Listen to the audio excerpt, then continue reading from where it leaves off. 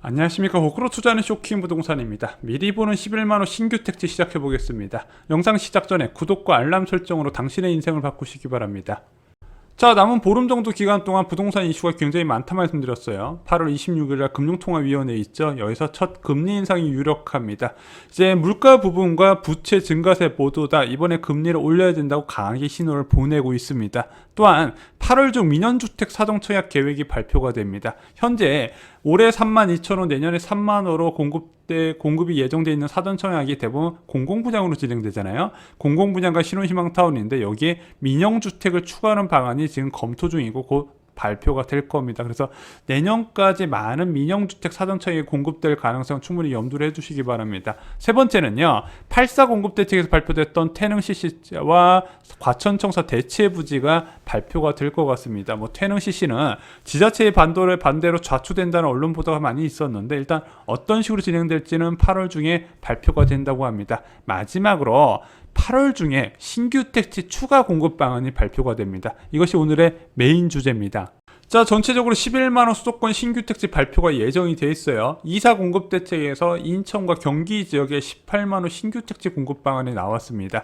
이게 왜 필요했냐? 그동안에 2사 공급 대책 이전에 문재인 정부에서 40만원 넘는 신규 택지를 지정했는데 이제 수도권 전역에서 지원 가능한 대규모 택지 같은 경우는요, 그 절반 수준 정도밖에 안 됐거든요. 그러다 보니까 이게 수도권 전체의 인구 분산 효과에 도움이 안 된다, 이런 지적이 많았고, 그에 따라서 2사 공급 대책에서 18만원 대규모 택지로 지정한다는 계획이 발표가 된 겁니다. 그리고 그 첫 번째로 광명 시흥지구 7만호가 2월 24일 날 지정됐잖아요. 자, 여기까지는 좋았는데 나머지 11만호가 반년째 깜깜 무소식이었습니다.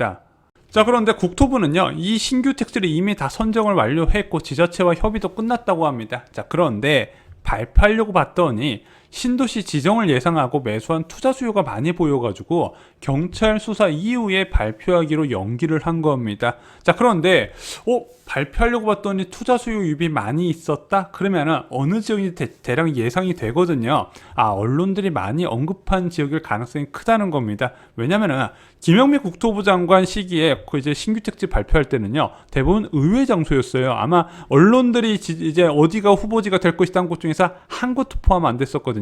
그런 의외 장소에서 많이 나왔는데 최근에 정부의 신규 택지 지정한 거 보면은 광명 시흥지구처럼 좀 예상 가능한 지역에서 발표하는 것처럼 보여지고 있습니다. 자, 그럼 언론들이 많이 다룬 지역 한번 살펴볼게요. 제일 먼저 단골이죠. 하남 간북지구입니다. 여기가 4차 보금자리 지구 선정 지역이잖아요. 그래서 가밀지구는 이제 사업이 막바지에 가고 있고, 간북지구 같은 경우는 2010년 11월에 지정됐다가 2015년 5월에 해제가 됐습니다. 여기도 2만 가구 규모로 진행이 되는데요.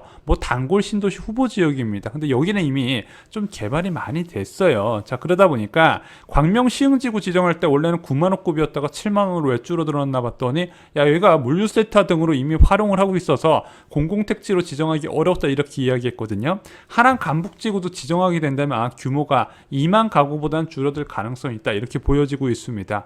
자, 두 번째 지역 살펴볼게요. 성남 신곡동 오야동 일대입니다. 여기가 어디냐면은 이제 세곡동, 강남구 세곡동 보금자리 지구 아래에 위치한 지역이에요. 자, 여기는 최근에 언급이 많이 되고 있죠. 이낙연 후보가 서울공항을 옮겨서 여기에 스마트 신도시를 건설한다, 3만호 규모로. 그 일대입니다. 그래서 성남 비행장 반대편으로 산 아래 지역까지 개발이 가능한데 여기는 그렇게 공급 규모가 많을 것 같지는 않습니다. 자, 그런데 이번에 신규 택지 발표되는 거는요, 이제 광명 시흥지구처럼 막 대규모 택지는 아니고요, 그냥 서울 전역에, 수도권 전역에서 지원 가능한 66만 제곱미터 이상의 대규모 택지이기 때문에 평균적으로 한 1만호 규모 정도로 나올 것 같거든요. 그래서 여기도 어느 정도 가능성 있게 좀 보시는 게 좋을 것 같습니다. 여기도 언론에서 계속해서 어필을 하는 지역이에요.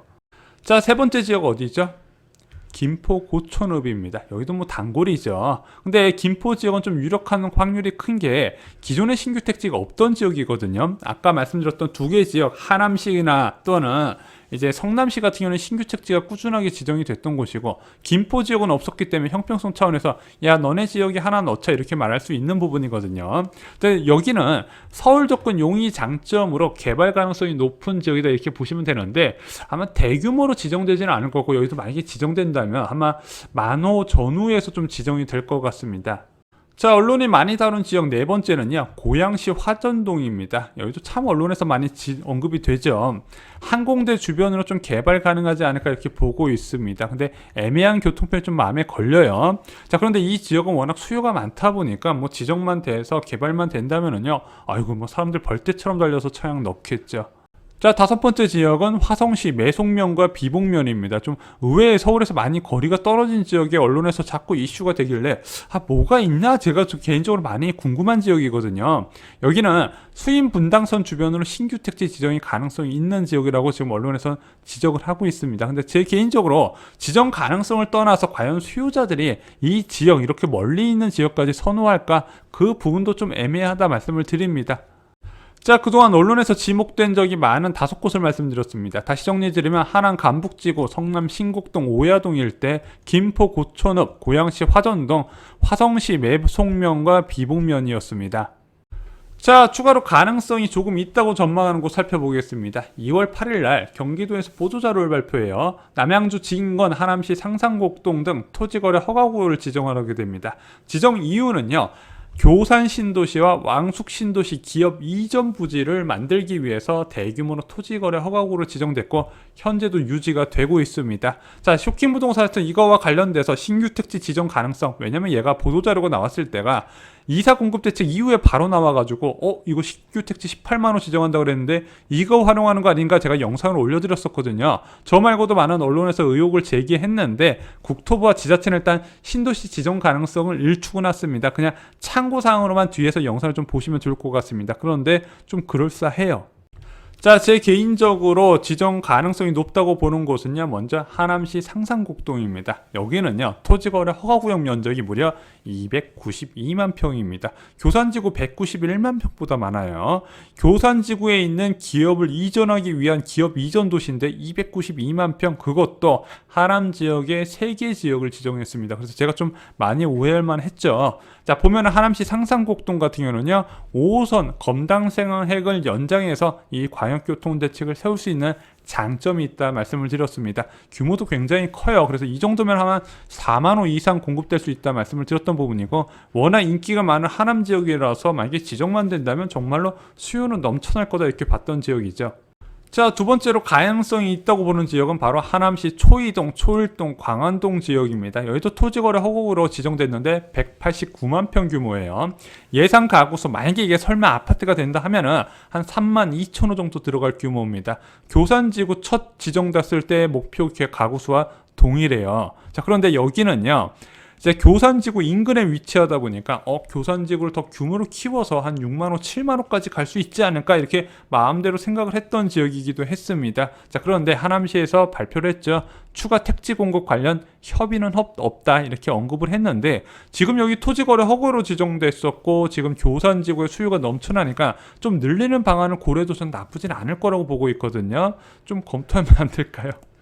자, 세 번째는요, 바로 남양주시 진건읍 배양리 지역입니다. 이 배양리 지역은요, 바로 왕숙 1지구 바로 아래에 위치한 지역입니다. 근데 여기가 괜찮은 게 9호선이 연장되잖아요. 이미 9호선 연장하기로 됐기 때문에 택지만 지정하면 광역교통대책 필요도 없어요. 그냥 지정해놓고 아파트 공급하면 됩니다. 자, 그렇게 되면은 여기 진접 2지구하고 남양주 왕숙 1지구 그리고 배양리까지 합해서 거의 분당급 신도시 규모로 커질 수가 있거든요.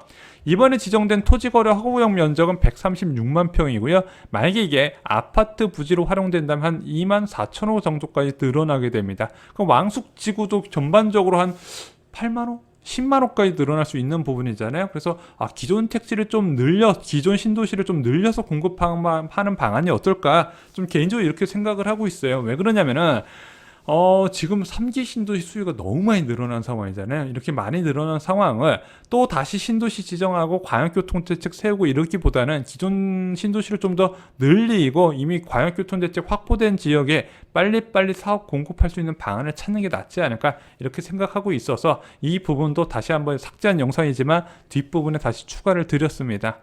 자, 8월에 이슈가 참 많죠. 남은 11만 호의 신규 택지를 8월 달에 한꺼번에 발표할지 순차적으로 발표할지는 아직까지는 확인이 안 된 부분이지만 어떤 식으로든 신규 택지 공개 방안은 나올 것 같습니다. 자, 광명 시흥지구가 올해 2월에 지정된 이후에 사업 속도가 좀 붙고 있는 것 같아요. 국토부에서는 5년 이내에 일반 분양을 들어가겠다 이렇게 목표를 한 부분입니다. 자, 나머지 지역도 빨리빨리 추진해서 지금 무주택자들한테 좋은 집을 제공하는데 이용이 됐으면 좋겠습니다.